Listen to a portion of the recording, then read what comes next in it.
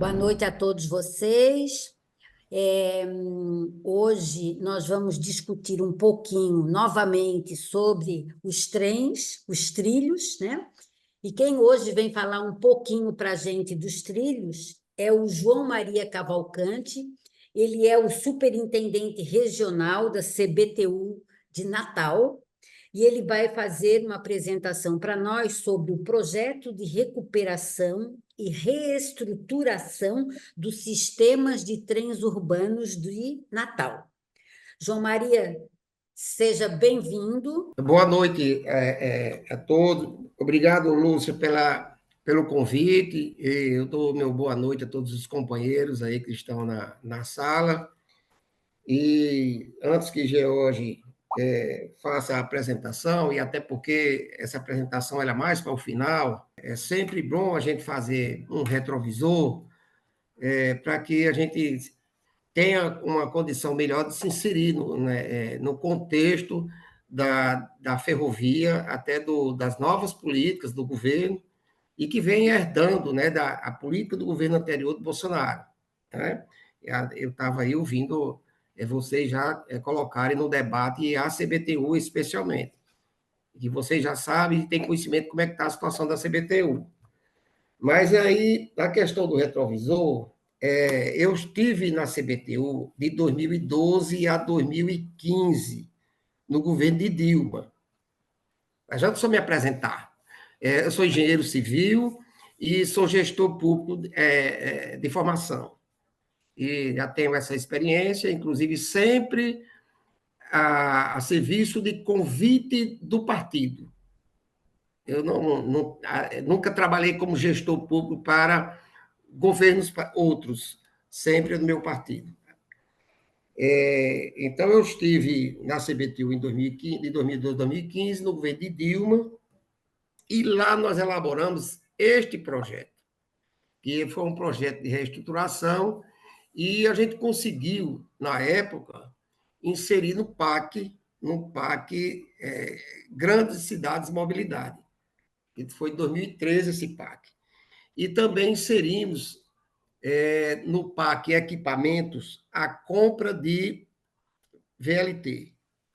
A compra de VLT. Então, havia sempre uma vontade da governadora, que hoje é a governadora atual, na época era deputada estadual, federal, Fátima Bezerra, dela trazer para o Rio Grande do Norte uma política ferroviária de mobilidade urbana, onde tivesse o trem como insersor da mobilidade, né, de indutor da mobilidade, e puxar o grande debate, né, da região metropolitana, e assim nós fizemos. A gente conseguiu avançar bastante e trouxe grandes instituições e prefeituras da região metropolitana para discutir o transporte sobre trilhos. E aí nós conseguimos comprar nesse projeto ainda 12 VLTs. Dos 12, nós só recebemos 5. E conseguimos inserir no PAC, na época, 316 milhões de reais, que era o valor referente à execução desse projeto.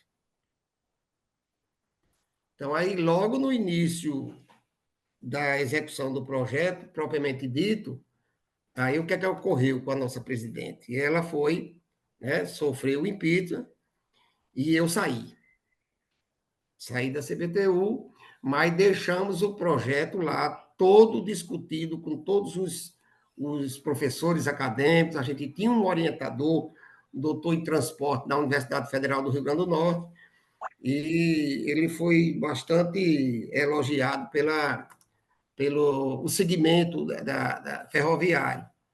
E aí ficou congelado esse projeto no governo de Bolsonaro.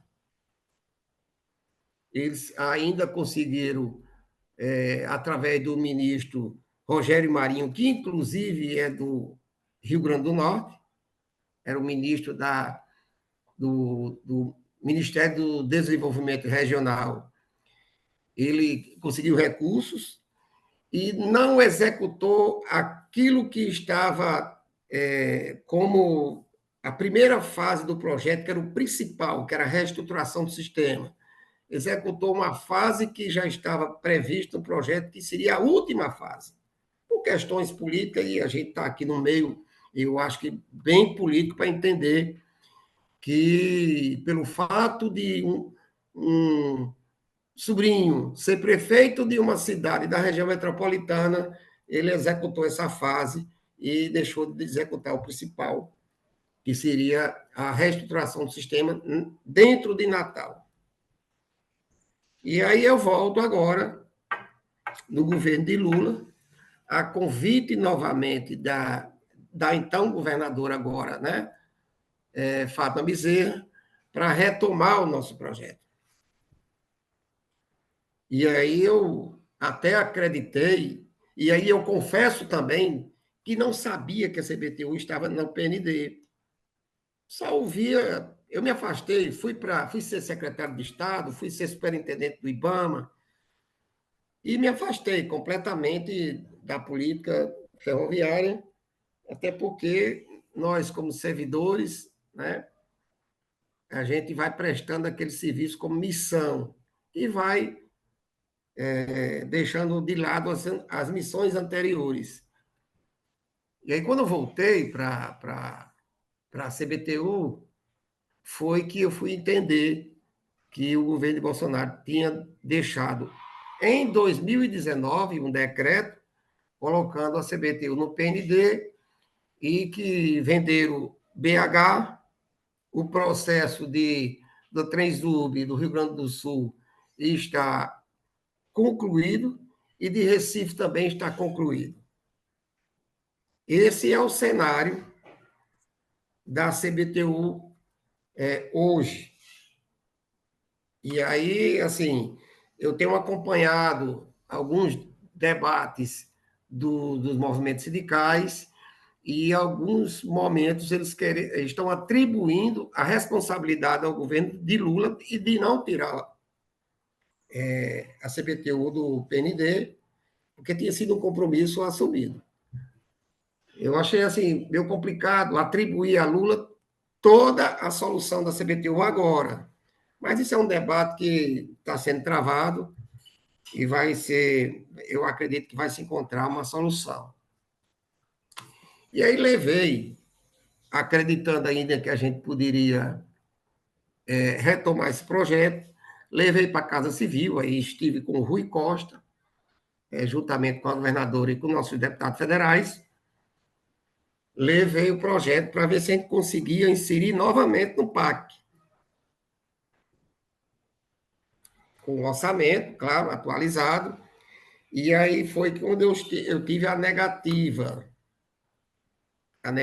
de não inserir o projeto, porque o governo federal não ia investir na CBTU, até não poderia, no ponto de vista jurídico, uma vez que a empresa estava no Plano Nacional de Desestatização, fazer um grande investimento na empresa para depois ou vender ou conceder.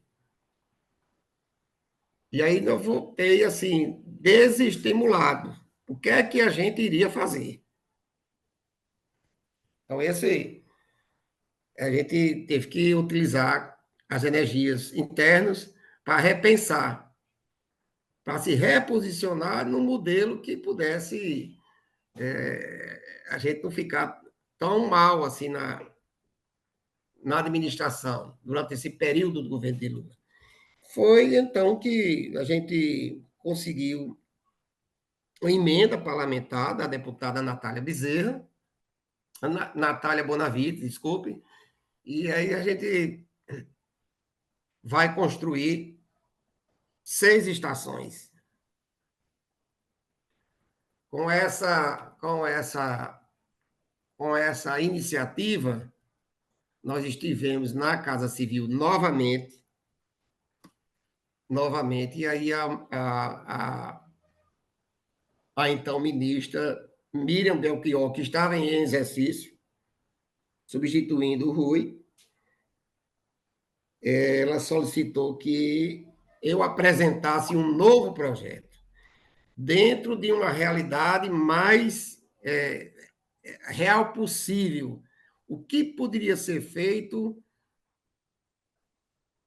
dentro de um contexto que pudesse ser executado. E aí, esse projeto nós fizemos, que tem uma concepção de aproveitamento daquilo que nós temos, até porque nós já estamos praticamente 1 ano e meio de governo, e se comprar equipamento hoje, equipamento, eu digo, se a gente comprar trens e VLT hoje, termina o governo de Lula e não há tempo suficiente para esse VLT chegar ao nosso pátio. E aí nós optamos em fazer um aproveitamento daquilo que a gente tem no pátio, e aí convencemos a ministra interina Miriam Belchior para apresentar o novo projeto. Inclusive, de iniciativa dela. Ela que solicitou que eu apresentasse o novo projeto diante das dificuldades que eu acho que ela ficou sensibilizada e pediu que eu apresentasse um novo projeto, mas que num nível menor daquele que a gente apresentou anteriormente. Então, esse é o que pode ser projetado agora. Eu fiz essa fala inicial para poder posicionar vocês aí no cenário que a gente se encontra na CBTU Natal. E aí, é claro, não precisa dizer que o governo de Bolsonaro acabou também o PAC, né? Porque aí, acabando o PAC, a gente perdeu o recurso todo de uma vez, né? Todo aquele recurso que estava garantido no PAC, a gente perdeu. Então, ele continua sendo o projeto de recuperação e reestruturação do sistema.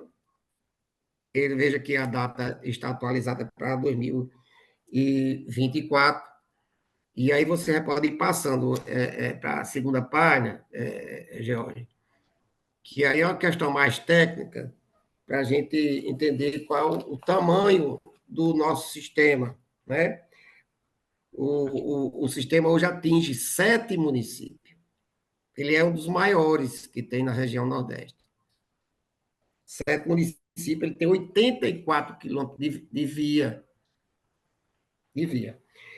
Aí atinge as cidades principais do estado, as menos Mossoró, claro que não está na região metropolitana, fora Mossoró, a gente tem as 4 cidades mais populosas do estado que estão aqui na região metropolitana, e o nosso sistema atende. E temos estações muito precárias, mas muito precárias mesmo, que nós conseguimos mostrar no projeto que não tem como aproveitar as estações, elas precisam ser demolidas e construir estações novas, né? E aí, no projeto que o governo anterior fez, ele conseguiu construir 8 estações. E continuou 23 estações antigas e bem depredadas, as estações realmente que deixam muito a desejar. Então, o nosso sistema, pode passar para a próxima, Jorge, ele está inserido no maior vetor de crescimento. Ele passa cortando a cidade pelo centro da cidade mesmo. Ele passa em Parnamirim, passa em Ceramirim, em Extremóis. E aí, Extremóis tem um dado importante de Extremóis, que Extremóis é uma cidade muito pequena. E em 2013, quando nós lançamos esse projeto e começou a chegar o VLT, eles começaram a construir ao longo da via, que inclusive era um incentivo nosso no projeto, e construir vários equipamentos de moradia, condomínios residenciais. Praticamente de 2013 para hoje, Extremói dobrou a população em função do trem, do VLT que abastece, né, que atende a cidade. Então, tem essa característica, e também de Seramirim, que aumentou muito a população. E hoje, a gente não tem nenhuma inserção da malha pelas avenidas principais. O que eu quero dizer é que o que considera como avenida principal é o comércio mesmo, aquele comércio de shopping e de universidades. A gente não tem nenhuma malha, mas estava previsto no nosso projeto para atender aí os grandes shoppings e ter, inclusive, esse trecho poderia ser explorado de uma maneira diferente desse trecho nosso, que ele é subsidiado. Vocês sabem que o sistema ele é 93% subsidiado. O valor da passagem não paga um contrato de vigilância, por exemplo. E tem que ser assim mesmo, porque há esse entendimento que o sistema ele atende a uma faixa da sociedade que não tem condições de pagar uma passagem de ônibus. Ou seja, a nossa passagem hoje é 2,50. E quem mora em Ceará Mirim, que é uma ponta do sistema, ele pode vir até Natal, ele desce na estação central de Natal, entra no outro trem e vai para Nísia Floresta, para outra ponta, com 2,50. Se ele for de transporte rodoviário, ele vai gastar R$ 30. Quer dizer, é importante esse detalhe aí para a gente discutir. Então, ele está muito próximo de todos os centros principais de Natal, do Porto, está ao lado do Porto, está ao lado do Centro Histórico e do comércio do Alecrim, que é o nosso maior comércio de Natal, é no Alecrim, e passa também muito próximo à rodoviária. E aí o projeto nós conseguimos colocar, que isso é um dado importante, e tem sempre muita discussão nisso, é colocar as estações ao lado dos terminais de ônibus. Por que isso? Porque a gente, no futuro, quando tiver uma discussão mais próxima da realidade social, os empresários possam entender que a integração tarifária era importante, inclusive, para eles. Então, hoje, se a gente for abrir uma discussão sobre integração tarifária, a gente não teria sucesso. Mas no futuro, a gente já, no projeto, prevê que essas estações estejam próximas a esse sistema. O nosso projeto ele é dividido, você já pode passar para a próxima página, Jorge, dividido em 5 linhas de operação, que é a linha branca, amarela, verde, roxa e azul. Aí cada uma tem seus destinos e tem suas operações particulares, mas a gente não tem em cada linha especificamente terminais de começar, por exemplo, na Ribeira até Parnamirim. A gente tem uma linha inteira, mas dividiu para melhor classificar e melhor entender o nosso fluxo de passageiros e também melhor contabilizar. A gente classificou eles em numeração de linhas. E aí entra agora no que nós estamos pedindo à Casa Civil, o recurso para garantir esse projeto. Então, seria a recuperação de 6 carros Pidney, vocês vão ver a imagem dele um pouco mais na frente, que são aqueles carros antigos, e nós estamos deixando ele igualzinho o VLT. Nós temos um contrato em andamento, e esse contrato, eu tenho no pátio 16 carros desses, e eu consegui recurso para recuperar 6. Esses 6 só me dá só eu posso fazer 2 comboios de 3. Então, vou acrescentar o meu 5 VLT, que hoje eu tenho, mais 2. Seria 7, para aumentar o número de passageiros, o número de viagens, e atender melhor a população com mais esses 2 comboios.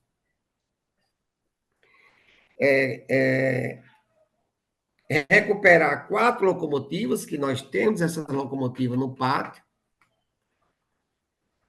Nós já estamos em processo de recuperação de 2 e falta recuperar mais 2.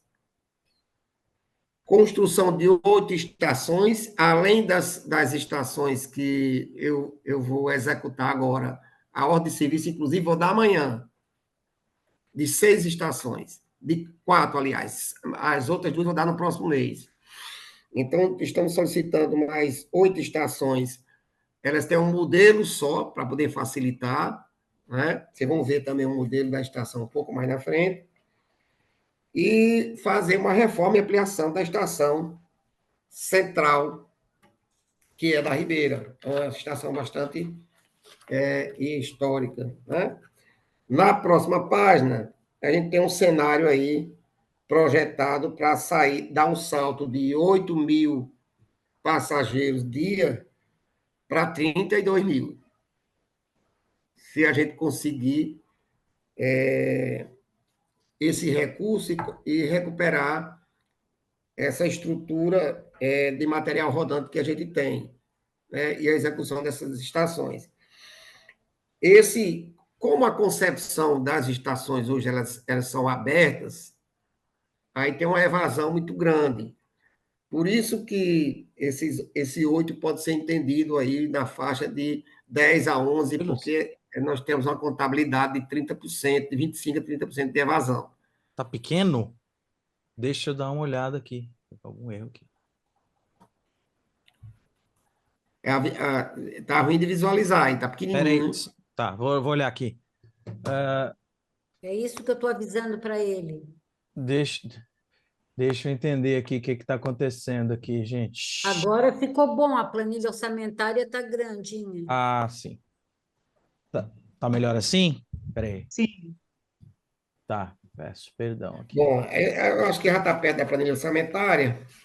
Eu vou aqui, tá mais lá na frente. Vou acelerar aqui mais um pouco. Então, o que eu ia dizendo, o potencial, a população potencialmente beneficiada é 1 milhão e praticamente 1,5 milhão. A gente tem condições de atender essa população da região metropolitana, que é a população dessas cidades, né, próximas. O projeto que tem aí, que ele mostrou anteriormente, é muito técnico, é uma ilustração dos projetos que nós temos, né? Está bem lá na frente já, viu, Jorge? Eu já falei sobre ele. Essa aqui é para dizer que nós temos esses projetos prontos. É um projeto executivo existente. E olha que é muito difícil um órgão ter um projeto executivo concluído para captar recursos. É muito difícil. Sempre tem croquis, sempre tem um estudo preliminar, sempre tem um projeto que falta muita informação. E nós temos esse projeto concluído.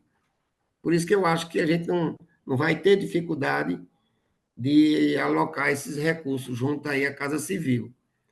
Pronto, na planilha orçamentária está previsto aí a execução desse projeto em 3 anos, de 2024 a 2026, porque é onde encerra o nosso governo. E aí seria 92 milhões, claro, com... Ô, Jorge, volta para a planilha, Jorge. A coluna do lado esquerdo da planilha são exatamente os serviços que eu falei que a gente executar. Tem umas particularidades que tem valores para infraestrutura ferroviária, para superestrutura, porque diante do aumento do número de viagens, a gente precisa fazer algumas estações em ilha para fazer a ultrapassagem de veículos, porque a nossa linha ela é singela.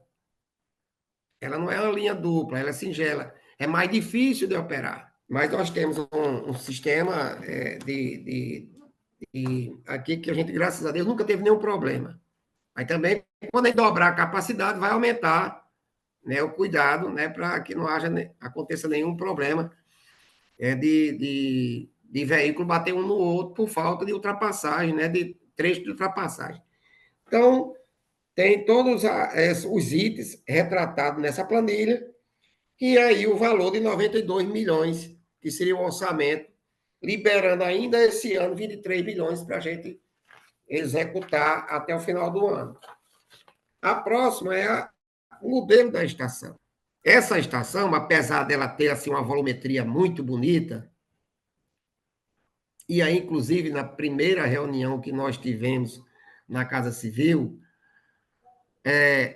a palavra nossa aqui é assombrou a Miriam, porque ela achou que era muita coisa para a gente executar nesse momento. Eu digo, não, nós conseguimos executar. E aí eu cheguei agora com a prova para ela, na reunião, tem o quê? Tem um mês, essa reunião, de que nós conseguimos fazer a licitação dessa estação abaixo de 2 milhões. Que aparentemente seria uma estação muito mais, né, mais cara do que 2 milhões. Nós conseguimos licitar 4 dessas estações abaixo de 2 milhões. Foi quando ela disse, então me apresente o projeto para a gente continuar. Eu digo, ótimo. Em 15 dias eu lhe entrego. E já está na mão dela esse projeto. Pode passar para a próxima, George. Pronto. Aqui nós estamos retratando exatamente o que eu falei lá atrás. Tem a estação e, no fundo, tem um terminal de ônibus integrado à nossa estação. Tem os passeios, e essa era a filosofia principal. No dia que a gente conseguir sentar com os empresários de ônibus e discutir a questão tarifária para uma integração entre trem e ônibus, a gente vai conseguir o sucesso que está almejado nesse projeto. Né? Essa próxima é o interior da estação. Veja que é uma estação muito simples, mais confortável, porque ela é toda fechada, com portas automáticas, e não temos problemas aí nós vamos ter problema de evasão, né? E aí, mas o orçamento foi bastante generoso, exatamente porque a gente não colocou material que pudesse aumentar o valor dessa estação. Por isso que a gente conseguiu, com sucesso, fazer essa licitação abaixo de 2 milhões de reais. Aí a estação Ribeira. Essa daqui, aí sim, tá orçado. Essa estação está orçada. Deixa eu ver aqui o valor dela. Só a estação Ribeira, 11 milhões. Porque esse prédio que nós temos aí, que está pintado em amarelo, ele existe, ele é existente. Agora, todo esse trecho atrás é novo. Então, se a gente conseguir esse recurso para fazer essa estação, eu saio da minha gestão aí muito satisfeito e realizado com o que eu não consegui na primeira, eu consegui nessa segunda agora. Aí isso precisa de muita luta nossa para garantir esse recurso. Aí a próxima ilustração da estação da Ribeira. Veja que tem 4 baias de VLT, e era uma estação muito bonita, mas simples também. É o projeto de arquitetura que ele foi muito feliz, mas é uma estação bem simples. Bom, aí aqui ó, é onde entra o X da questão. É o próximo, que é a recuperação de carros de passageiros. Veja que nós tínhamos no pátio esses carros que ele começa a fase número 1, e ele foi todo descascado, né? Nós estamos fazendo este serviço hoje, lá. A fase número 1 foi concluída de 3 carros. Nós estamos aí, a fase número 2 já foi concluída de 3 carros, e a fase número 3, que vocês já estão vendo aí, que já dá para ter uma ideia de como vai ficar, está concluída apenas de um carro. E esse resultado final que vocês estão vendo aí, uma beleza de carro que vai ficar. Ele já está hoje, porque essa foto aí que nós fizemos tem mais de um mês, hoje ele está praticamente igual a esse resultado final. Então, o que nós temos de um VLT que custaria hoje em torno de 25 milhões de reais, com 8 milhões, nós vamos recuperar 6 carros, que dá duas composições, que aí 2 composições custaria 50 milhões. Essas 2 composições nós vamos recuperar com 8 milhões. Naturalmente, também tem a recuperação da locomotiva para poder puxar. Vocês entendem o que eu estou falando sobre VLT e carro de passageiro. Tem uma diferença. Um é trem, o outro é VLT. Mas aqui, para o nosso sistema, todo mundo só entende trem de tudo. Esses carros de passageiros vão ser puxados por locomotivas. E o VLT ele já tem o sistema dele para puxar o carro, que ele é mais leve. Ele é um carro com 2 motores, 2 frentes. É aquela famosa cobra de 2 cabeças, que é o VLT. O trem não, ele só tem uma frente. Ele vai e volta empurrando os carros passageiros. Pode ir para a próxima. Em composição Olha como vai recuperada. ficar bonito. Não vai ficar bonito? Ele já está bem próximo disso aí. Muito próximo. São 3 carros aqui. Eu tenho uma composição dessa. Hoje, nós vamos fazer 2. Eu estou pedindo mais 2. Então, essas fotos aí são as locomotivas que nós temos. Veja que são locomotivas dos anos 50. Mas os ferroviários são apaixonados por ela. E aí, quando eu anunciei que ia colocar num projeto a recuperação das locomotivas, foi uma festa. Foi uma festa, tanto dos carros como das locomotivas. Ao fundo tem uns carros atrás que são aqueles que a gente está recuperando. São carros bem velhos, bem deteriorados. Então, vamos ver o resultado da locomotiva, como é que ela vai ficar. Ela vai ficar assim, nova. A próxima página são nossos LT. Veja que a situação que está, como eu encontrei. Quando eu saí de 2015, eu deixei um contrato em vigor, vigente, de recuperação de peças de VLT. Aí, quando eu cheguei, não tinha mais esse contrato. Por 8 anos de diferença, né? Não tinha mais esse contrato. E os 5 VLT estavam todos assim, quebrados, em todos os lados. Sem a frente, sem para-brisa, estava... Eu não sei como é que conseguia rodar. E nós estamos recuperando. Recuperei o contrato para a melhoria do VLT e nós estamos deixando ele novamente com a cara de um VLT novo. Todas essas peças estão sendo reconstruídas lá no nosso pátio aqui na Ribeira. As que a gente pode aproveitar, aproveita, refaz. As que não pode, faz a peça nova.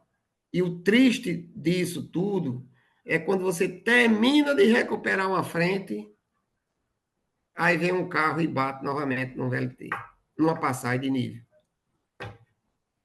E praticamente todo mês a gente tem batida de carro em VLT. Ontem mesmo teve um que acabou com a frente de um VLT, vai fazer tudo de novo. Mas, infelizmente, é esse que nós temos que fazer. Então, é esse o projeto que está na Casa Civil. Nós estamos fazendo aqui todo o apelo e sensibilidade ao Rui Costa para liberar recursos para a gente colocar ele em implantação, diferente do que foi apresentado inicialmente, porque eu já vinha com uma mentalidade bastante nova e moderna para poder implantar um projeto. Quando na época de 2013 já era moderna a gente chegar com VLT, agora eu já estava chegando com a proposta de trem movido a hidrogênio. E aí apresentei essa proposta lá, com trem movido a hidrogênio, e aí, infelizmente, não tive sucesso no segmento da proposta. Mas esse projeto nosso está guardado, e que é uma realidade. Eu digo que o governo assumiu os compromissos, né, de diminuição de gás de efeito estufa, e aí não tem sentido continuar comprando trem novo a diesel. Não tem sentido nenhum isso, porque o compromisso já foi assumido. E o mundo inteiro está mudando aí a matriz energética, e aí a gente precisa mudar também a partir de agora. Ok? Então, eu fico aí à disposição de vocês para qualquer pergunta que não seja pergunta muito direcionada à questão técnica, porque eu não tenho essa capacidade técnica, se tiver algum técnico aqui de ferrovia, mas vou tentar aqui responder na medida que eu adquiri a experiência ao longo desse tempo.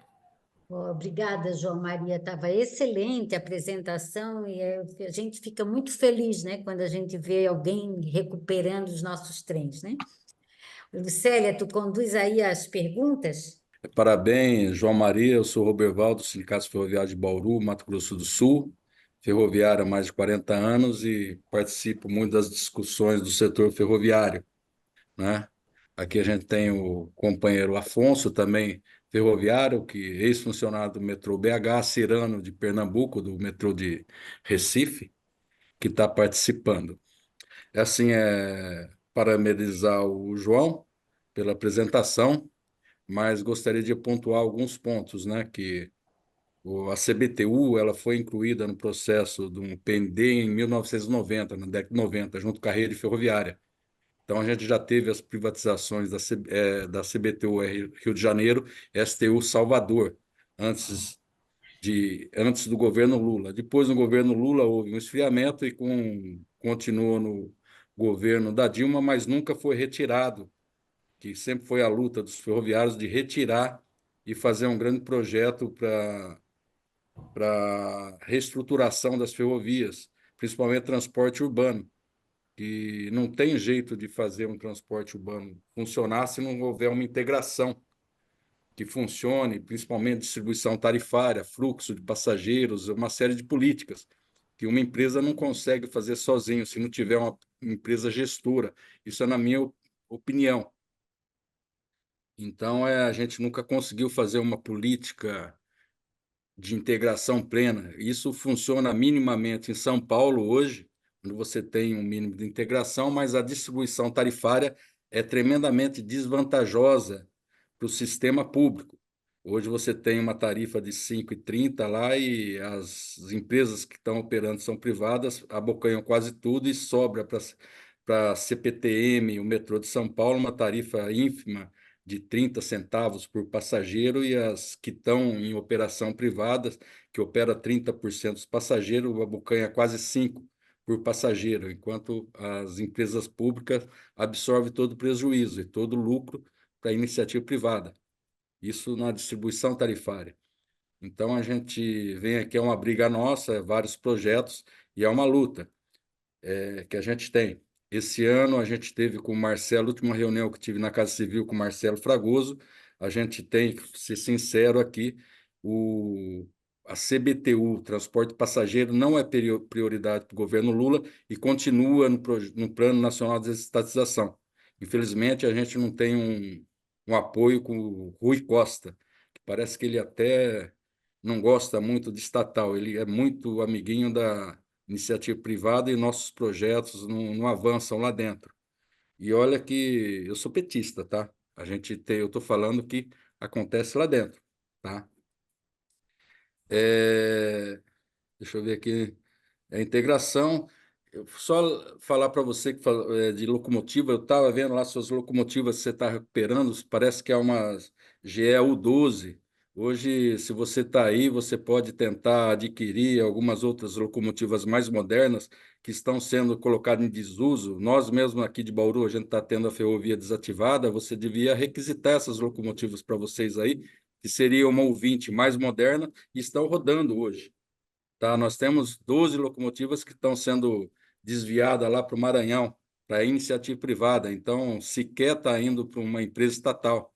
Então, hoje, dentro das empresas que foram privatizadas, talvez você consiga algumas locomotivas mais modernas do que essa, que vai te dar menos trabalho. Essas locomotivas têm um modelo bastante antigo, talvez você tenha muita dificuldade na gestão de peças e aparecer. Então, tem algumas locomotivas, o 20, o 22, que talvez estaria mais à disposição de você como empresa pública, com uma articulação dentro do,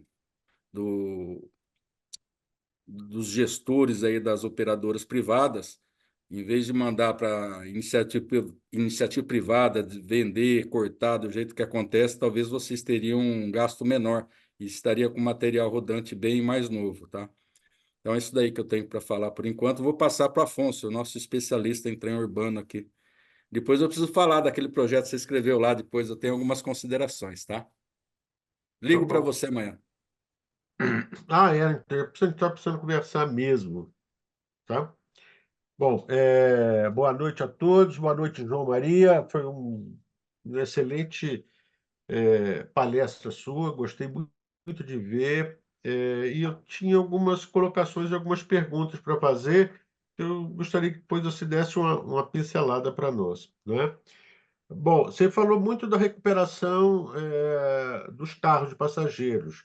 E os VLTs, os VLT de vocês são da Bom Sinal, né? E vocês conseguiu peça de recuperação e eles estão em bom estado de funcionamento, não é?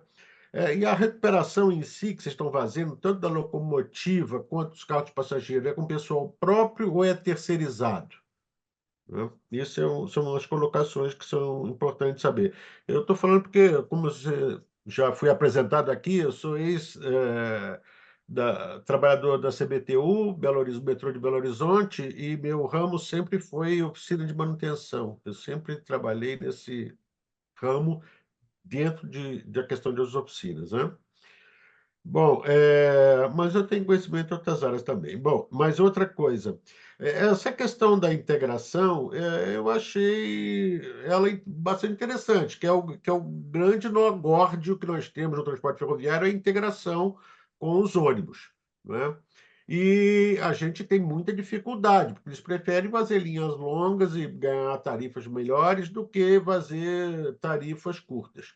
Do meu ponto de vista, isso deve acontecer também em Natal. Agora, era importante que você trabalhasse junto ao governo do estado, pelo menos pelas linhas intermunicipais, né, que elas fizessem as licitações das linhas até a estação do trem, entendeu? Para poder descarregar o pessoal no trem e o trem levar para Natal. Porque se não for isso, se for deixar por conta do empresário de ônibus, ele vai ser um eterno concorrente de vocês. E se vocês não tiverem uma boa velocidade do transporte e uma tarifa, que você já está falando que é uma tarifa realmente bastante interessante, você acaba perdendo demanda, não é? Então eu vejo muito nesse sentido. Outra coisa que eu vi, tanto nas estações quanto também nos carros que vocês estão reformando, lá tem questão de ar-condicionado, como é que é? Porque os vidros ali são todos fechados, eu reparei que tem algum volume em cima, não sei se aquilo seria ar-condicionado ou não, não é? E agora, então, tem as licitações, e por final, quando eu tive aí, eu fiz ainda uma visita na linha Natal-Macau. Está sendo aproveitado algum trecho dessa linha ou essa linha realmente acabou? Que era a linha de sal, né, que ia de Natal para Macau ali. E, por fim, Eu vi que vocês depois estavam naquela luta de levar a Catita para ir para o Rio Grande do Norte. Eu participei dessa história. E isso depois eu soube que vocês conseguiram levar ela para aí. Ela está em algum museu? Ela tá? Como é que ela está? Porque ela realmente é uma locomotiva histórica aí de Natal, não é? A primeira que chegou na estação do outro lado do porto, não é? Do outro lado do porto tinha a estação que foi onde primeiro chegou a Catita, do outro lado do porto. Eu não lembro a Estação do Império, eu não me lembro como é que ela chamava, mas é a estação do outro lado do porto. Eu já estive lá, fui a pé. E tem, inclusive, vestígios da linha lá. E essa catita, então, é uma locomotiva histórica daí da região, que estava no Recife, e, enfim, queria saber como é que ela está e para onde é que ela foi, se ela está em exposição, se ela foi recuperada. Tenho mais uma questão. Você falou aí na questão do hidrogênio, de locomotivas com hidrogênio e tal, e são tecnologias que são, vamos dizer assim, bastante avançadas, né? E para a gente fazer essas adaptações, eu acho que ainda demora um pouco. Mas nós temos uma tecnologia que eu acho que casa muito bem aí com Natal, que é a cidade dos cataventos, né? Da energia eólica, vamos dizer assim.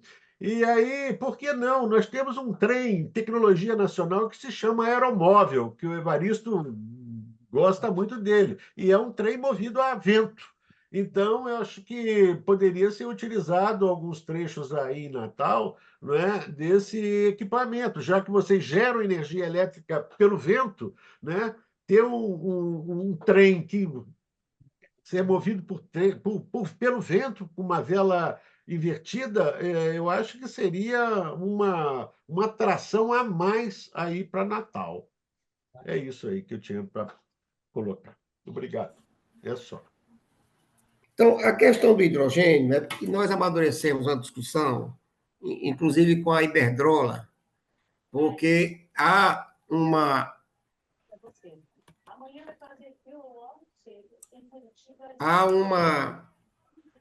negociação com o governo do Estado de implantar uma planta de hidrogênio aqui no Estado. E aí atribuíram a mim a discussões com a Iberdrola para que a gente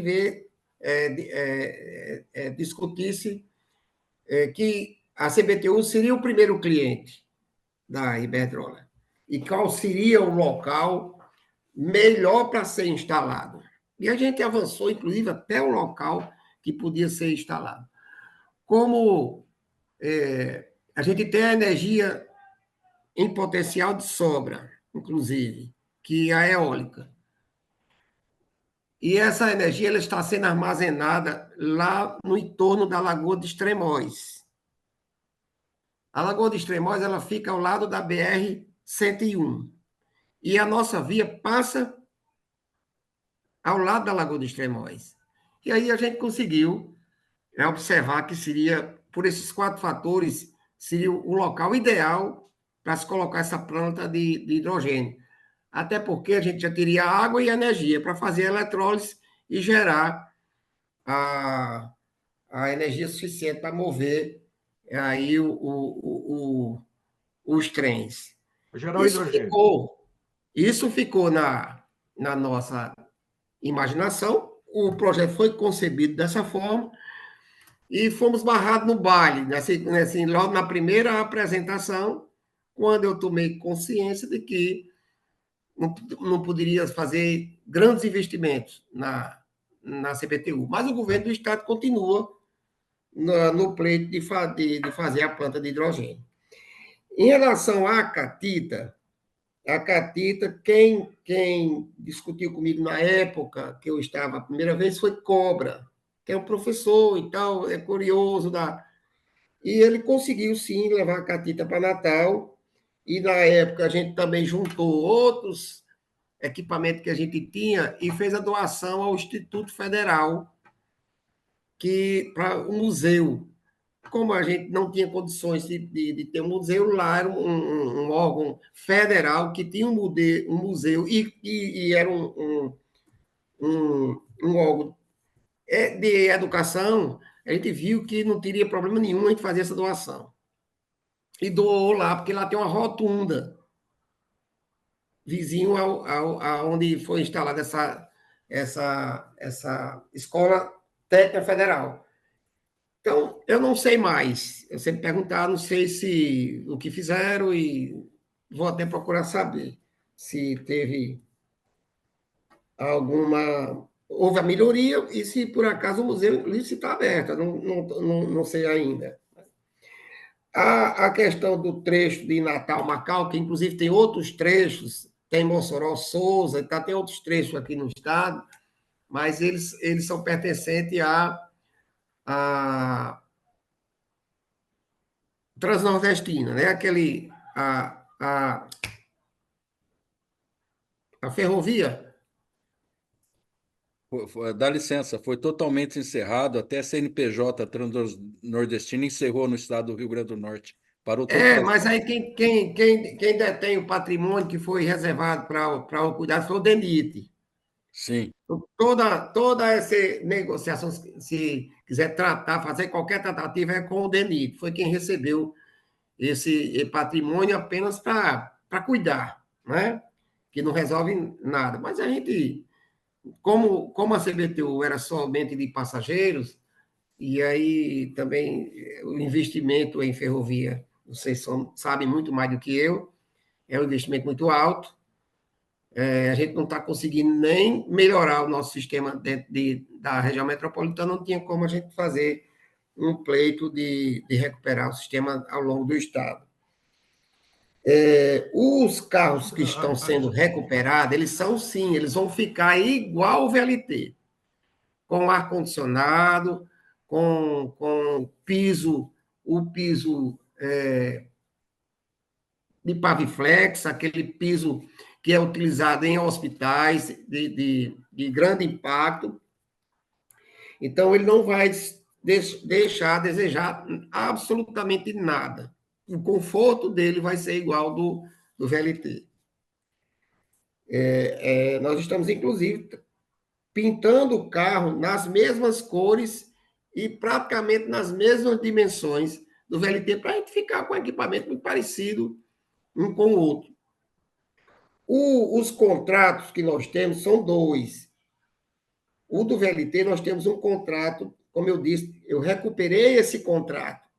Eu fiz um novo contrato, um novo processo de licitação, e aí quem ganhou foi uma empresa de Fortaleza, SMF, é quem faz a recuperação das peças do VLT e repõe. Os problemas que ocorrem no VLT é feito pela nossa equipe operacional. Aí tem um detalhe que é importante. Quando eu cheguei, havia um índice de pontualidade e de regularidade do sistema em torno de 70%. Era um caos total. E aí logo no início, eu não entendia por que as pessoas estavam fora das estações. Elas não entravam para dentro das estações para entrar no trem. Aí foi que eu descobri que elas não tinham garantia de que o trem ia sair, que ele ia chegar e ia sair. Então ficavam fora, não pagava passagem. Se pagasse, não podia devolver. Era um caos. Eu disse, não, isso precisa acabar. E aí descobri que eles não abriram nenhuma janela que eu tinha deixado na minha primeira gestão, uma janela de manutenção, que é obrigatório. Vocês sabem que tem que ter manutenção dos veículos que já tem o quê? 10 anos, quase 12 anos.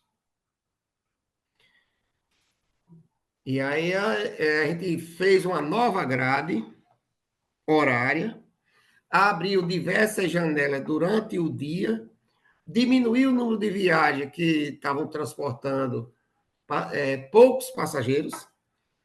Houve, a princípio, uma repercussão negativa da imprensa, mas muito rapidamente a gente recuperou essa impressão negativa, porque a gente aumentou o índice de pontualidade e regularidade próximo de 100%, por um mês. Então, a nossa equipe, todos os dias, o VLT entra na oficina, todos os dias, mesmo que não tenha nada para fazer. Ele vai fazer uma verificação preventiva. Então, isso melhorou bastante o nosso sistema. Mas, mesmo assim, é um equipamento já com mais de 10 anos de uso e com as fragilidades de um equipamento que não é lá um Alstom, né, que vocês conhecem, outros equipamentos. A Bom Sinal quebrou. Quebrou, inclusive, lá em 2016, se eu não me engano, 2017. E aí, eu acredito que talvez ela tenha quebrado por falta de... que a Bom Sinal estava prestando muito serviço ao PAC. Como o PAC foi encerrado, e uma empresa de Fortaleza, uma parte dela, essa SMF, foi quem adquiriu aí os bens da Bom Sinal. Por esse motivo, nós temos a facilidade de repor essas peças, porque eles têm lá peças e as matrizes dessas peças lá na empresa em Fortaleza. Eu acho que eu consegui aqui responder todas as perguntas de Afonso. Se tiver mais alguma aí que a gente possa responder na medida que... Existem vários ramais que estão em processo de devolução e equipamentos estão deslocando de um lado para o outro para algumas coisas. Isso daí pode ser solicitado por uma empresa pública, esses equipamentos que estão em processo de devolução ou alguma coisa assim. Isso também Aí é tem uma uma coisa coisa legal Eu de falei trazer. especificamente de locomotivas. Roberval, além, nós tivemos uma iniciativa nesse sentido com o governo do Ceará. Inclusive, lá o companheiro Elmano, e a governadora fez um ofício em parceria com a CBTU para ele ceder 2 locomotivas que ele tinha lá, que historicamente a gente sabia que tinha, que ia ajudar a gente muito. Mas aí eu fiquei sabendo que essas locomotivas foram objeto de um contrato, né? Um contrato com a empresa lá de transporte de transporte de carga. E, inclusive, eu falei até com o Plínio, que é o presidente do Metrofor. Ele disse que, claro, que ele não queria condições de romper um contrato desse para atender ao estado do Rio Grande do Norte. Ou seja, não é fácil. E os ferroviários, eu não sou ferroviário, eu sou um apaixonado pela ferrovia. Posso me considerar um ferroviário, mas o ferroviário raiz, ele morre de ciúme para tirar uma locomotiva do pátio dele. Eu digo É isso, eu justamente por vejo. isso, João, Hã? só por causa disso, é justamente por isso que estão transportando locomotivas nossas, da nossa malha aqui, que está em fechamento, está indo justamente para o Ceará, Maranhão, transportar para iniciativa privada sem nenhum custo. Isso daí poderia ser pedido por vocês aí de uma empresa pública, tá? Essa é a questão. Então, isso está acontecendo em diversas ferrovias que estão em processo de evolução. É da rede ferroviária, não é transporte público, não. Isso daí é material pertencente ao DENIT. Pertencer está sob a guarda do DENIT, tá? E quem é responsável hoje é a NTT. Eu precisaria de ajuda para poder formular uma olha negociação, fazer só, uma tratativa dessa, porque eu confesso que no meu universo a olha gente... só. Ô, João, olha só, a gente tem algumas coisas. O Roberval está falando dessas locomotivas do Mato Grosso, né, da Malha Oeste, mas aí, vem cá, não sobrou nada da Malha Nordeste? né? Não sobrou nada da CFN, nenhuma locomotiva, não sobrou nada, queimaram tudo. E aí eu acho que é importante essa questão de ajuda. Nós temos aqui o Rodrigo Freitas, que é do DENIT, e Eu ia ele falar isso talvez agora. ele possa falar alguma coisa para a gente, porque a linha é do DENIT, o material rodante é toda do DENIT, então Ele eu acho que nós temos que saber onde é que está isso ou para onde é que foi. Bom, se ele está foi tudo inscrito. queimado, foi Ele está tudo inscrito. detonado, sim. Deixa eu se ele for tudo detonado, paciência, não é? Agora, era importante ver se a gente conseguia esse material aí mesmo para o Nordeste, porque para tirar uma locomotiva lá do Sul para poder levar para o Nordeste é chão, e se não for para o navio, vai ficar muito caro. Agora, é o Caminhão. único jeito. Pois é, mas o caminhão vai ficar muito caro, porque você tem que ter, não é só o caminhão, você tem que ter o esquema todo de mulk para tirar, e no caminhão só vai uma carcaça, os rodeiros vão em outro, o truque vai em outro, então Tem os é uma logística que é batedores. complicada. É uma logística complicada. Isso por quê? Porque quando nós recebemos os últimos 10 trens lá em Belo Horizonte, foi mais ou menos na época que vocês receberam o VLT, os trens que vinham rodado na bitola larga de 1,60 tiveram que vir todos sobre caminhão, porque a MRS não abriu janela. E o custo da janela que ela ia abrir ficava mais caro do que você transportar de caminhão. Então, foi transportado as caixas, todas elas de caminhão lá para Belo Horizonte, os truques e rodeiros em outros caminhões, com todo um processo de mulks e etc., de guindastes para tirar e colocar, foi uma loucura. Mas então é importante você ver se acha por aí, se acha por aí, era interessante. A questão da linha de Macau, que eu te perguntei, foi porque é uma linha que ligava Natal a Macau. Né? Se não existe desenvolvimento de população ou de aglomeração de casas, né, ao longo dessa linha, que você talvez pudesse fazer uma linha para lá para aproveitar um trecho dessa linha e levar um pouco de passageiros, né? Talvez até ser utilizada como indutor de desenvolvimento de algum ramo de Natal, né? Só para poder aproveitar alguma coisa dessa linha, se é que isso é possível, né? Nós estamos aqui só vendo o que é, porque a gente conhece um pouco do sistema e seria interessante você poder utilizar isso como essa linha que já estava lá, não sei nem se ainda está. Eu lembro que quando eu fui lá, eu vi que os trilhos estavam no lugar e só falei assim, bom, ainda bem que Natal não tem siderurgia, porque se tivesse siderúrgica ou fundição, não ia parar um trilho nos trilhos lá, nos trilhos da linha, não é? Enfim, é isso aí. Eu acho que a gente dá para conseguir, ainda mais agora que está havendo essa devolução grande aí de linha e de ferrovia, né, de malha ferroviária com muito equipamento da rede, que não são equipamentos novos, tá entendendo? Mas, em comparação com o seu aí, eu acho que daria um upgrade, como diz o Roberval, né? É isso. É só uma dica para poder ajudar a conversa. Ok, obrigado. Parabenizar o João pela excelente explanação. E isso é resistência, né, gente? Porque o que nós vemos no Brasil é um país sem projeto, né? Sem um projeto de nação.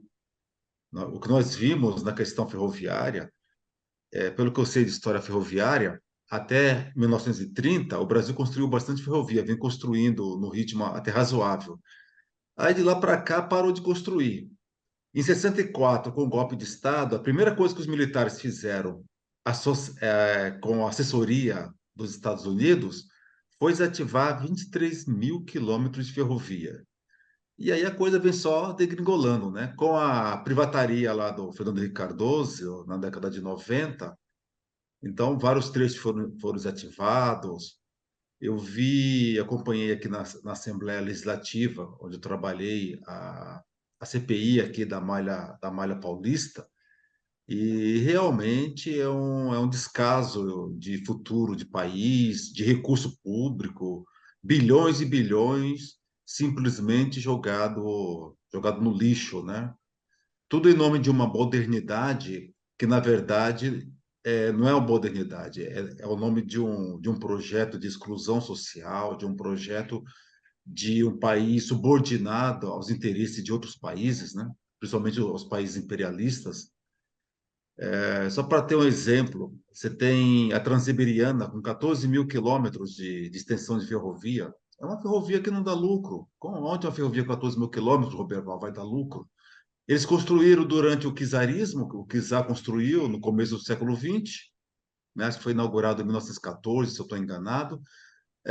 Foi ainda aprimorada com a Revolução Soviética e sobreviveu ao colapso da União Soviética, né? Ninguém nunca colocou, mesmo na fase mais aguda, e depois de 91, na Rússia, ninguém nunca colocou a privatização da Transiberiana, né?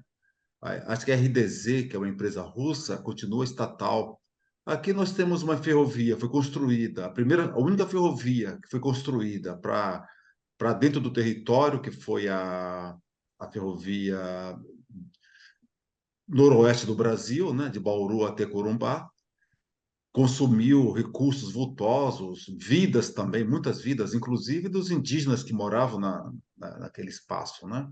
E conectava aqui o sul, o sudeste com o centro-oeste, com a fronteira da Bolívia, e poderia ser até futuramente chegar até os portos do Pacífico. E simplesmente Acabou. exterminaram com essa ferrovia. Eu tive a grata privilégio de viajar em 1986, pegar o trem em Bauru e descer em Corumbá, 1.500 quilômetros de ferrovia. Então, nós temos um país continental, mas nós temos uma classe dirigente, uma mídia, quem domina o espaço público na comunicação, com um cérebro do tamanho de uma, sei lá, de uma ervilha, né? Alguma coisa bem minúscula, porque não se há um projeto de nação. Só haverá um projeto de nação, a primeira coisa que tem que se rever é a ferrovia, outra, ferrovia estatal. Essa coisa de privatização, essa história da CBTU está no processo do PND é um escracho, na verdade. Em país nenhum, mundo nenhum, transporte público, uma ferrovia com a característica da CBTU é privada. É uma questão de lógica, é bom senso, isso é modernidade. Nós estamos indo para o atraso e com o nome de modernidade, né? Principalmente aí a grande mídia, os economistas que todo dia são chamados para falar as mesmas baboseiras. Eu acho que economia, eu sou economista, tá, gente? Economia é uma das ciências que produz mais gente incapacitada para pensar em gente no futuro do que do que qualquer outra ciência, né? Tanto que Marx, quando foi falar da economia, ele foi pela filosofia, porque as teorias econômicas, a maior parte, são teorias não humanas, não para seres humanos. E foi isso que o Marx detectou logo no início, quando começou a escrever as suas obras, né? Que só pela filosofia, aí que o Marx foi para a crítica à economia política. Mas, voltando, eu quero parabenizar ao João, aos companheiros lá de Natal, e dizer que 92 milhões, João, em ferrovia é dinheiro de pinga, viu? Aqui em São Paulo, qualquer 1 quilômetro de metrô, que tem que ser isso mesmo, custa mais de 1 bilhão, né? Então, ferrovia é isso porque é para sempre. Ó, você está falando de carros da BID, que provavelmente foram construídos até a década de 60. Né? Eu não sei se a BID em 70 estava construindo ainda, porque eu andei aqui em São Paulo nos trens fabricados pela BID, que era uma fabricante estadunidense, aqui na Refesa, né, da Estrada de Ferro Santos a Jundiaí. Então, a ferrovia, quando você falou dos carros da BID, vocês estão reformando, eu falei, pô, isso ferrovia é para sempre, né? O material rodante, não acaba nunca, né? É para sempre, é um negócio muito legal. E para dizer também, né, algumas comparações, aqui em São Paulo, a extensão da linha 9 de Grajaú até Varginha era para ter, demorar 2 anos. Afinal, eram três, daria 4 quilômetros no máximo de ferrovia, né? Com 2, 3 estações. Então, era para inaugurar em 2014. Nós estamos em 2024, esses 3 quilômetros ainda não foram inaugurados. Né? Vamos comparar com a China. A China colocou um projeto em 2012, de até 2025, ter 45 mil quilômetros de ferrovias de alta velocidade. E outra, eles mudaram o conceito de alta velocidade, porque até então a alta velocidade era até 250 quilômetros, né, por hora. E eles colocaram agora a ferrovia para 350 quilômetros por hora, alteraram. E, pasme, esse mês, ou semana passada, eles já atingiram já a meta, que era para o ano que vem, de 45 mil quilômetros, 45 mil quilômetros de ferrovias de alta velocidade, né? Então, e nós não temos essa, porque aí é um projeto sistêmico, né, gente? A gente está falando de coisas muito mais complexas do que. É um negócio muito sistêmico. E aí nós andamos como caranguejo, né? Você esteve lá na CBTU, fez uma série de projetos que poderia ter modernizado essa linha, e veio outro governo e simplesmente arrebenta tudo, não dá manutenção. É desanimador, mas eu fico feliz quando vejo a resistência aí nos companheiros ferroviários de Natal, de Bauru, do Brasil todo, que na verdade é resistência. Só para perguntar, João, não tem como eletrificar, fica muito caro eletrificar a linha, e outra, em alguns trechos duplicar para poder, via singela, em termos de velocidade, de uma série de coisas, dificulta, né? E qual o intervalo entre os trens de um tempo para o outro? Né? Então, e outra também, não tem como fazer uma espécie de cancela para poder evitar esses acidentes, porque fica muito caro e também um perigo, né, às pessoas que estão no trem. Você falou que quase todo mês tem acidente, né? Um carro bate, não tem como, não tem um jeito de evitar isso. Então, são essas minhas considerações, agradeço aí, e dizer que eu não tenho participado das reuniões setorial, sinto muito, tá muito saudade de vocês, né? Com muita beijinho para todo mundo, porque eu estou trabalhando, tenho que ganhar o biometal, né, gente? Então, da meio-dia e meia até as 9h30, eu estou no trabalho, né? Estou ensinando matemática para garotada aí, para o ensino médio aqui em São Paulo. Então, fazendo aí uma outra função também tão nobre quanto, mas infelizmente eu não consigo participar das reuniões, porque é no horário que eu estou em trabalho, tá bom? E aí um grande beijo no coração de todos vocês. Boa noite, companheiros, tudo bem? Boa noite, tudo. Dar os parabéns aqui a João Maria. João Maria, eu sou analista de infraestrutura, estou em exercício no DENIT, aqui no Rio Grande do Norte. Então, só para introduzir aí o que o Afonso sugeriu, eu sou do serviço de manutenção lá, estou coordenando a equipe de manutenção, mas no que você precisar de contato, eu não conheço muita gente do setor ferroviário do DENIT, mas tem uma diretoria específica. A gente pode buscar saber quem são as pessoas precisando. Claro, você mais do que todos sabe a necessidade, o que se pensa para o sistema do Natal, né? Da Grande Natal. Mas eu estou à disposição sua, né? Para lhe ajudar no que for possível lá. Eu queria dar os parabéns à CBTU do Rio Grande do Norte, na pessoa do João Maria, apenas falando um pouquinho da parte operacional, depois eu quero focar menos na operacional, porque aqui tem especialistas muito bons e já trataram disso, a gente passar um pouco para a política. Mas com relação à parte operacional, é porque é difícil falar sem conhecer o sistema, né, João? Assim, mas quando você fala Alecrim, quando você fala Cidade Nova, quando você fala Solidade 2, Solidade 1 ali, estação, é conhecendo o sistema que a gente vai ver a importância do que João falou hoje. Governo passado, o senador que foi eleito aqui, ele se apropriou da CBTU e construiu estações nas extremidades da linha, mais especificamente Nísia Floresta, João. Eu não sei qual é o seu pensamento sobre aquilo, mas eu passei ontem por lá. E é no meio do nada. O cara estendeu, que a linha passava, ele estendeu mais uma ou duas estações. Tem uma estação em São José de Ipipu ali, mas aquela Nísia Floresta, aquilo é um escândalo. Enquanto você tem estações como a estação do Solidade, onde as pessoas dormem na calçada lá, empilhando coisas, moradores de rua, que eu já vi também.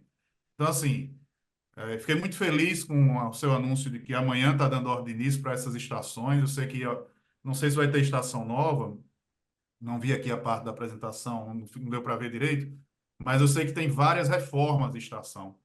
E isso é fundamental no sistema de Natal, que é extremamente popular, meus amigos. O sistema da CBTU da Grande Natal passa por áreas extremamente populosas e leva para as áreas de comércio extremamente populoso.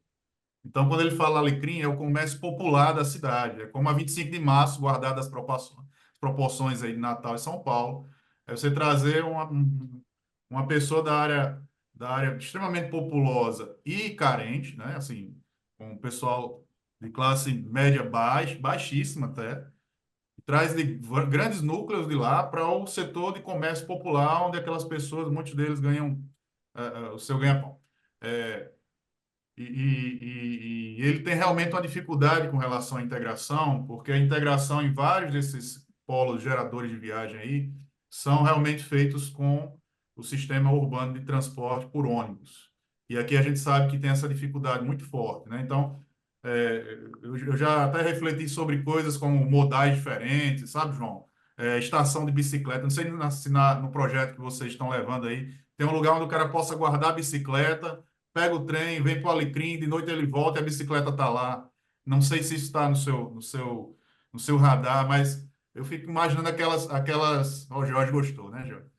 Aquelas estações da Zona Norte, ou mesmo de Ceará-Mirim, etc. As estações mais distantes, a estação de Soledade, por exemplo, ela está no meio da Zona Norte, é uma área de 400 mil habitantes ali, o pessoal não usa hoje aquela estação. Primeiro que não tem condições de uso, realmente, você vai reformar agora, assim, vai voltar a ter vida aquilo ali. E segundo, não tem integração. Às vezes o cara está morando a 3 quadras da estação e ele prefere pegar um ônibus mais caro do que fazer uma caminhada para a estação, porque ele não tem segurança, não tem abrigo, né? Não tem sequer como comprar a passagem ali. Então, assim, fundamental, e dou os parabéns a você pela iniciativa da gente trazer funcionalidade às ações e os investimentos da CBTU no Rio Grande do Norte. Esses dias eu estava conversando com o Fernando Mineiro, que você conhece, deputado nosso aqui, e ele ficou assustado quando eu disse qual é a minha carteira de manutenção rodoviária. Esse deputado, hoje a gente tem hoje contratado 900 milhões de reais no Rio Grande do Norte e um orçamento por ano de 200 milhões. E hoje o meu problema é como gastar esse dinheiro. Não sei se vocês vão acreditar nisso, mas eu tenho hoje dificuldade de gastar 200 milhões de reais. Essa semana a gente levou uma chamada aí da direção do DENIT porque a gente não conseguiu gastar 1/3 desse valor ainda esse ano, na metade do ano. Porque eu tenho 25 contratos, é uma dificuldade de gerenciar a malha inteira, então a gente tem essa dificuldade. E aí, quando eu vejo a sua carteira de ações, João, eu fiquei preocupado com a quantidade de ações que você tem por fazer e o pouco tempo que a gente tem. Assim, se a gente imaginar que se o horizonte da gente é o final de 2026, né, assim, hoje a gente só pode pensar até ali, vai dar para fazer tudo? Essa é uma pergunta que eu deixo para você. E é importante, e eu conversava com companheiros, eu disse, olha, a nossa dificuldade hoje é dizer, olha, o DENIT tem hoje lá com alguém que tem o nosso alinhamento, faz parte do nosso grupo, tem a CBTU que tem uma carteira grande, tem outros setores da infraestrutura de transporte do Estado que tem uma carteira gigante e o povo precisa entender que isso faz parte de ações de um governo popular. E ela não pode ser apropriada por outros grupos não populares.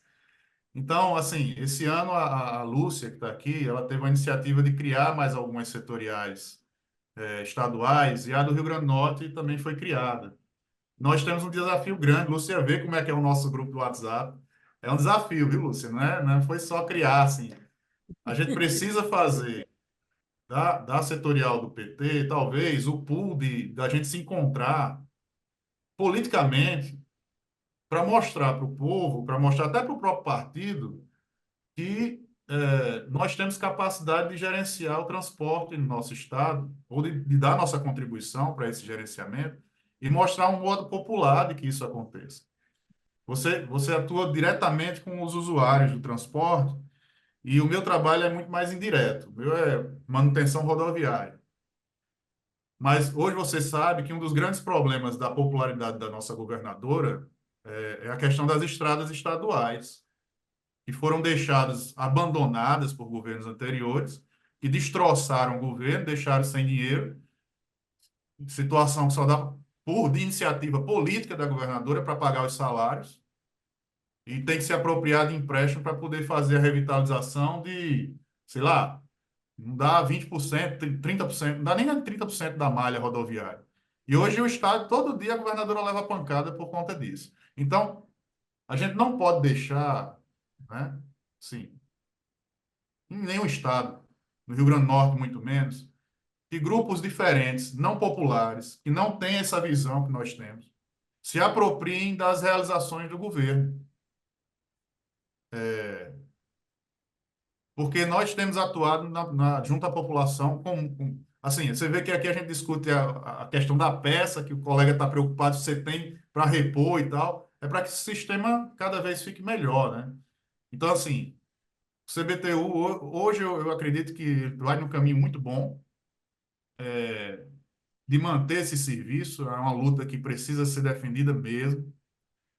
Quem conhece o sistema de Natal e da Grande Natal vai ver a função social que esse sistema tem, importantíssima, relevante para o nosso povo. E eu queria deixar assim um convite para o João e para os colegas da CBTU, para que a gente possa continuar esse debate da setorial do Rio Grande do Norte, João, integrar um grupo. Nós temos alguns colegas no DENIT, poucos, mas tem. Temos os colegas que são do rodoviário aí, que são mais engajados na política eleitoral mesmo.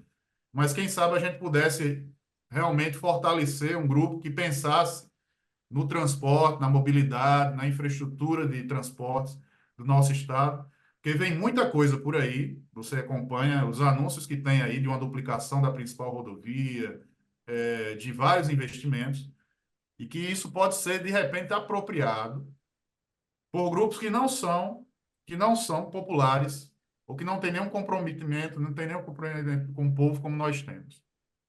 Só para finalizar, voltar um pouquinho para a parte operacional, porque eu me lembrei agora, eu lembro que tem uma interseção da BR-101 Norte com a nossa linha ferroviária que transpõe, né? É uma interseção. Eu acho que é a única, João, se eu não me engano, hoje, porque tinha a de Parnamirim, mas foi resolvida com o viaduto Trampolim da Vitória, acho que Trampolim da Vitória, e eu acho que só tem essa interseção. E eu queria, assim, propor que a gente buscasse, junto ao DENIT, aos nossos apoios políticos, a viabilidade de uma adequação daquela interseção para criar uma interseção em 2 níveis, onde o trem tivesse a liberdade de passar ali, né, para garantir segurança dos usuários, tanto da rodovia quanto da população próxima lá. Então, eu estou à disposição também para a gente discutir sobre isso, tá bom? Não vou me estender mais, eu queria agradecer a você pela apresentação, a setorial por ter convidado o João, e eu acho que a gente ganhou muito essa noite, tá? Muito obrigado, um grande abraço. Obrigada, Rodrigo. Oi, João, tem mais um inscrito. Acho que aí seria interessante eu colocar o Cirano e você responder os 3, tá? Pode ser, né? Para a gente já ir caminhando para o encerramento, né? Isso. Por favor, Cirano. Valeu, Lucélia. Esse caminhamento muito interessante, seu. Boa noite, João. A gente se conhece aí dos encontros aí, a visita à superintendência, né? E tivemos um encontro lá em Caicó, o ano passado, exatamente um ano atrás, né? Não sei se você está lembrado lá, né? Na festa de Santana. Esse ano tem novamente, está tendo, né? João, veja só, você colocou muitas questões aí que, do ponto de vista internamente dentro da CBTU, pode até a diretoria técnica estar sabendo, mas está distante, assim, acho que é um descompasso, né? Tem algumas informações aí que eu ouvia falar, né? E aí vem uma coisa que na CBTU, eu sempre digo, né? Nós temos feudos, né? Feudo em Natal, feudo em João Pessoa, feudo em Recife. Recife tem um feudo, e dentro do feudo tem outros feudos. Tem um feudo em Maceió. Tem essa situação assim, meio preocupante, porque você não tem uma empresa. Você tem um arremedo de várias empresas dentro da própria empresa, tá? E tem a CBTU-AC que está lá, né? E tem para ajudar agora, tem no Rio de Janeiro, tem um espaço lá que não está lá, né? Tem 130 pessoas lá. A palavra correta é estão lá. Mas isso é uma questão que me preocupa mais, é essa ideia fixa, né, do governo federal de privatizar, de passar para o Estado e privatizar. Ele está brincando, esse pessoal está brincando de aprendiz de feiticeiro. É muito preocupante, porque, veja só, aqui em Recife mesmo, o risco de um acidente que venha a ter vítimas fatais é questão só de tempo, não é?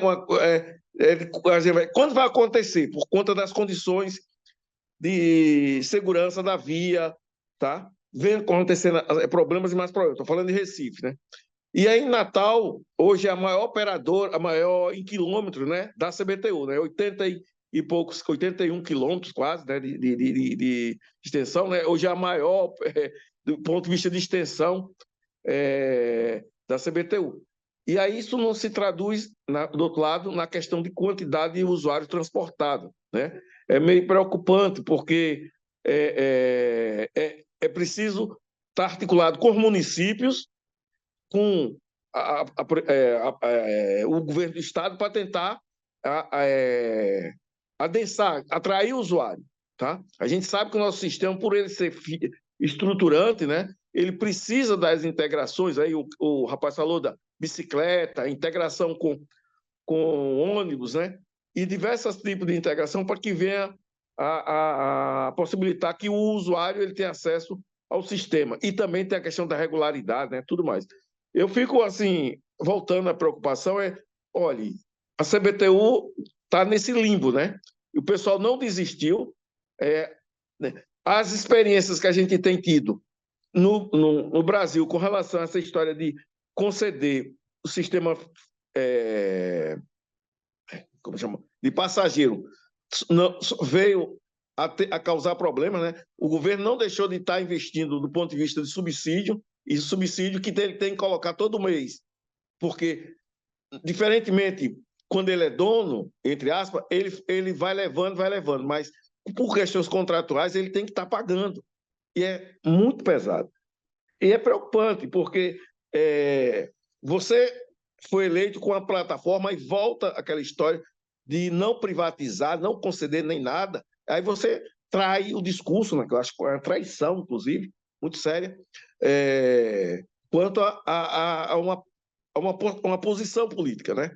Mas espero que a gente consigamos, né, novamente dar uma carga, viu, Lúcia, em cima desse pessoal, colocando o que isso representa para o Brasil, para a sociedade, esse desmonte da CBTU, né? Esse desmonte, né, também passa por aí, né?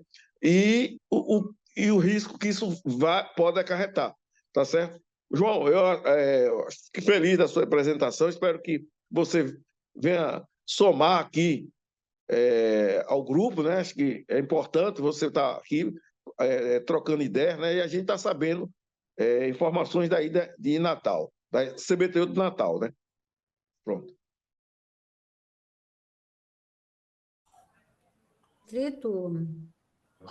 Obrigada, Cirano. João, por favor. Vamos lá. Então, Cirano, um abraço, amigo. Eu vou sim para a Festa de Santana, amigo. Quem é da região de Seridó não pode perder, não pode deixar de ir à Festa de Santana no mês de julho. E Rodrigo, colega aí do DENIT, quero dar um abraço, quero que você leve o meu abraço aí para o colega Getúlio, superintendente, viu? E fazer todos os agradecimentos aí o DENIT pela parceria que a gente tem construído, naquilo que a gente solicita, o DENIT está sempre dando apoio. E aí Evaristo, que tem toda a especialidade histórica e conhece aí a história das ferrovias. Mas, e assim, a questão de eletrificação, Evaristo, o sistema nosso ele não permite. A catenária não tem como instalar no nosso sistema, até por questões de geográfica mesmo. E foi a linha, ela por ser singela, não se teve o cuidado antes de preservar aquela área de domínio de 15 metros de cada lado. Então, é muito complicado de haver uma mudança. Mas a gente tem também a proposta, e levou, né, para o governo a proposta de baterias, e que, infelizmente, nem. Isso é um debate que só isso aí dura 2 horas. A questão da matriz energética, da mudança da matriz energética para os mais atuais. Eu não iria para o passado, eu iria ser para o futuro do futuro, que são a matriz limpa, que a gente tem os compromissos mundiais de preservação.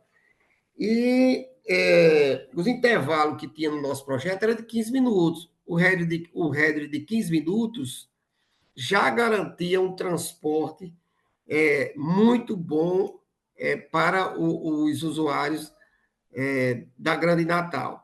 Mas hoje, como o projeto não foi implantado, hoje gira em torno de 1 hora e 20 a espera. Mas, na realidade, não há uma espera. O usuário ele sabe a hora que o trem vai sair e ele se aproxima da estação naquela hora. Isso é muito ruim, infelizmente. A gente não tem como melhorar isso, até porque não tem material rodante para isso.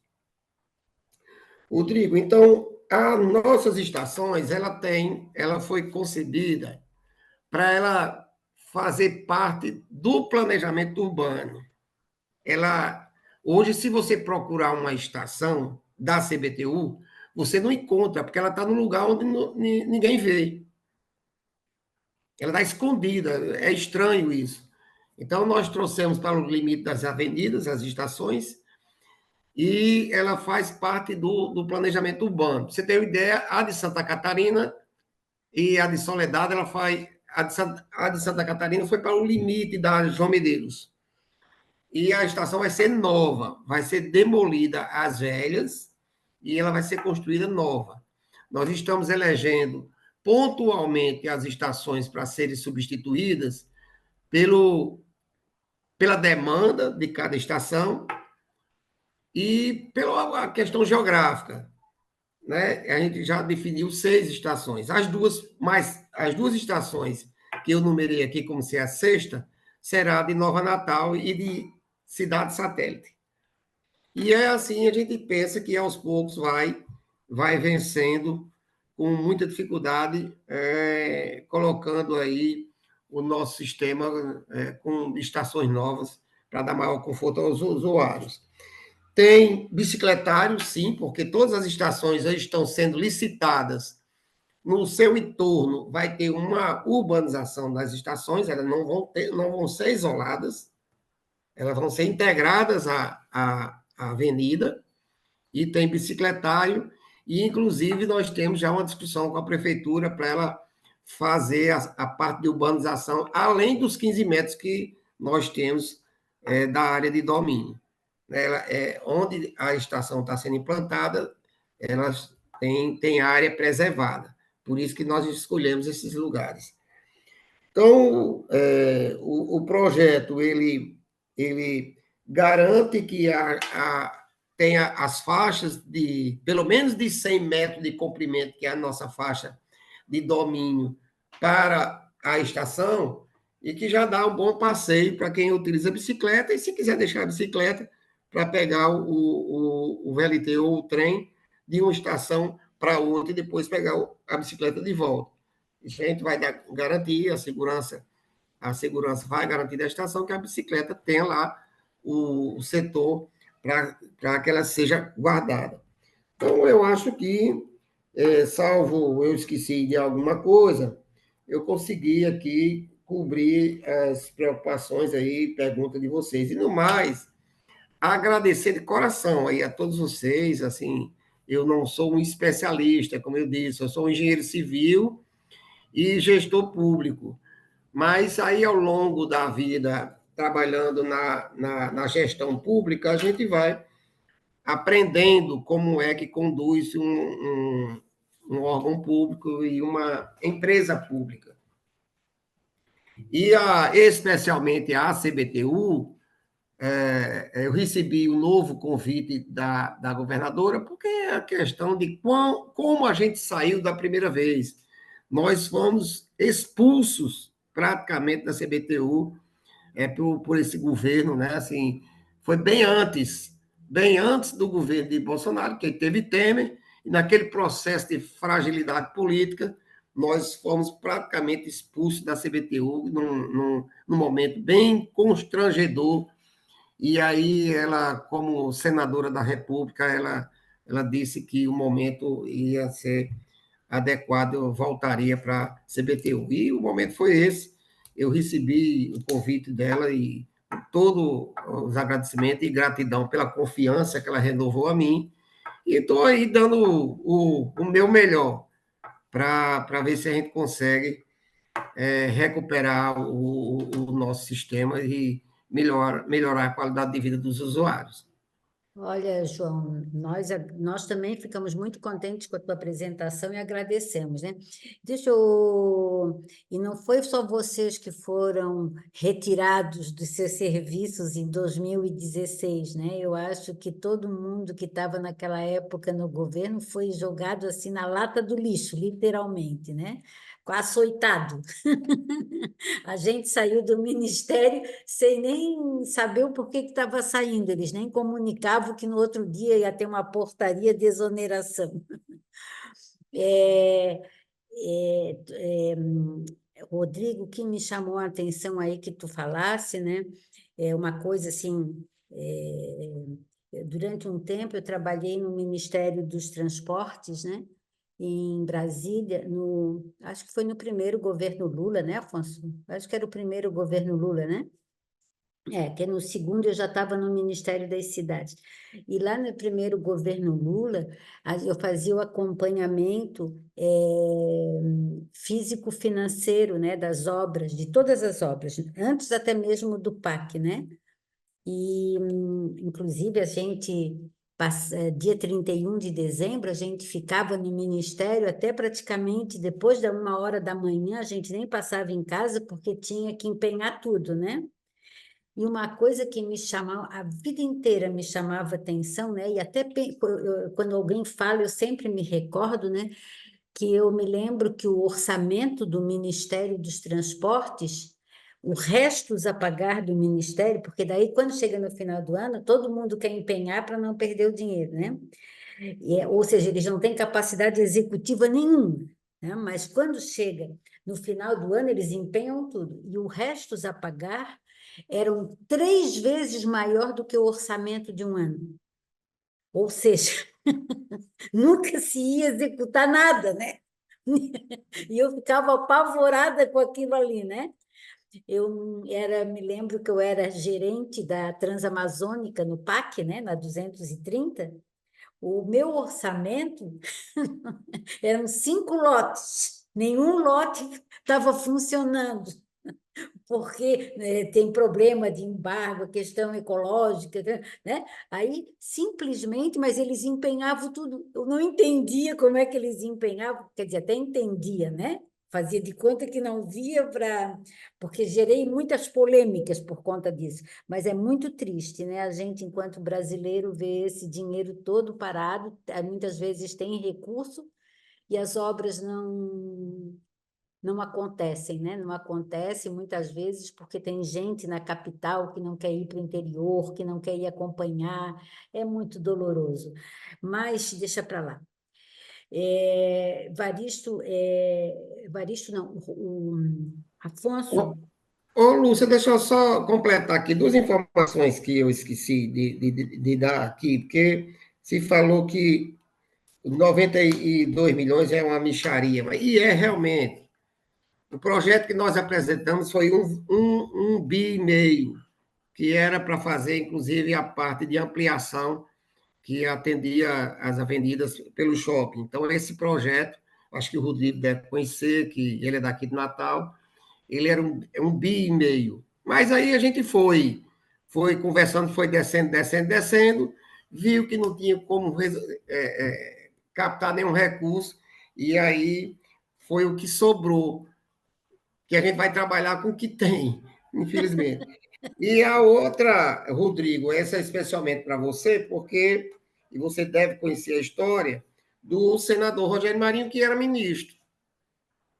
Então, ele fez a linha branca, que a linha branca no nosso projeto era a última fase do projeto. Era uma revitalização de uma linha existente. E era um trecho turístico. Para a estação, que a última estação era o restaurante Papari, que era uma estação de trem histórica. No nosso projeto está assim. Então, o que eles fizeram? Fizeram uma estação ao lado do Papari. Injustificável isso. Esquisito demais. Porque aí não deu, pelo menos até agora, a questão da configuração de uma via para o turismo, e aí nós fizemos um levantamento, a estação de Nísia Floresta, a gente atende a 50 pessoas por dia. O TCU já tinha, inclusive, feito essa avaliação de que não havia demanda. Mas aí o governo anterior resolveu fazer, mesmo sem demanda, nesse momento, em detrimento ao que nós estamos fazendo agora, que é cuidar do trecho de Natal, que é o que era prioridade dentro do nosso projeto. Pronto, aqui eu acho que eu completei tudo. O Cirano comentou que a CBTU são feudos dentro de feudos e feudos e feudos. Quando eu entrei na rede ferroviária e fui para a CBTU, tá entendendo? A gente achava, a gente tinha um sentimento de que esses feudos que existia também em Belo Horizonte era uma herança da rede ferroviária federal, que também tinha, cada superintendência era um feudo, entendeu? Então a gente achava que isso é herança. Depois que eu fui para Brasília, que eu descobri que os feudos são lá.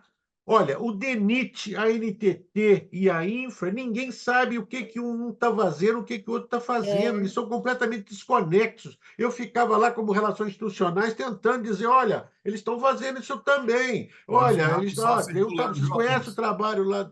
E os cargos só circulando entre um e outro, os cargos. Exatamente. Então, o que acontece? É sempre as mesmas moscas, não é? Mas o que é interessante é que, apesar de eles trabalharem nos vários órgãos, eles não tinham não existe o entrosamento, tá entendendo? É isso que eu estou falando. O que a Infra está fazendo, o NTT não sabe, o DENIT não sabe, e O ego não vice-versa, tá deixa. entendendo? Então, isso é uma herança que nós temos que veio de governo, não veio da rede, tá entendendo? E nem é da CBT, criado na CBTU, isso é lá de cima, entendeu? Então, se lá funciona assim, o resto acompanha. E essa é a grande verdade. E é como o Rodrigo falou, as moscas lá ficam sempre voando, para um canto e para o outro, para um canto e para o outro. Eu fiz o concurso naquela ocasião para Gestor. Não, Gestor. no concurso, não era gestor, não. Eu Era, fiz o era mais concurso do que o para. analista de infraestrutura, especialista. Eu fiz o concurso para especialista sênior em infraestrutura ferroviária. Não tomei posse por causa da CBTU.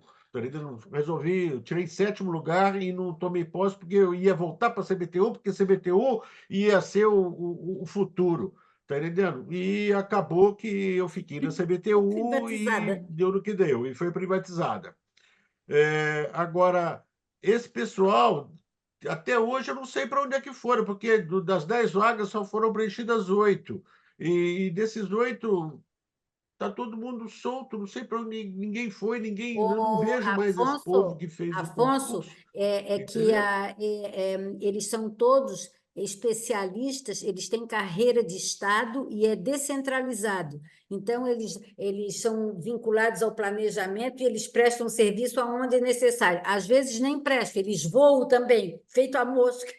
Mas eu lá no Ministério, os que passaram lá era do Ministério mesmo, eles foram tudo trabalhar para o Rio de Janeiro, foram tudo para o Rio de Janeiro, ocuparam o prédio do DENIT lá no Rio de Janeiro, nem era o prédio da rede, nem é Dom Pedro, é aquele um outro prédio que tem lá no Rio de Janeiro, que eu esqueci o nome dele, que é um prédio que é do DENIT.